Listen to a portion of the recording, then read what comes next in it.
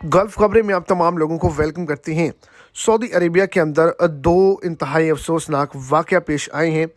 एक नंबर पर जो वाक़या है वो पाकिस्तानियों का है। पाकिस्तानियों ने वहाँ पर इंतहाई घटिया हरकत की है, जिसके नतीजे में जो पाकिस्तानी हैं, वर्कर हज़रात हैं, वो सऊदी अरब से डिपोर्ट कर दिए गए हैं। इसके अलावा भी जो है वो बहुत ही शदीद किस्म की लड़ाई जो है वो सऊदी अरेबिया के अंदर हुई है।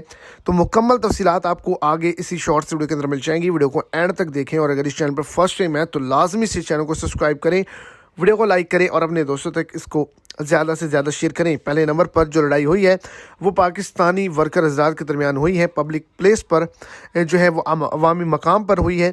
जो गाली गलोच और उन्होंने हंगामा वहाँ पे बोला है, उसके नतीजे में सऊदी हुकूमत की जानिब से 5 जो पाकिस्तानी हैं उनको डिपोर्ट कर दिया गया है। और इसके अलावा जो है रियाद के अंदर अवामी मकाम पर झगड़ा करने वाले जो हैं वो 10 यमनी गिरफ्तार किए गए हैं।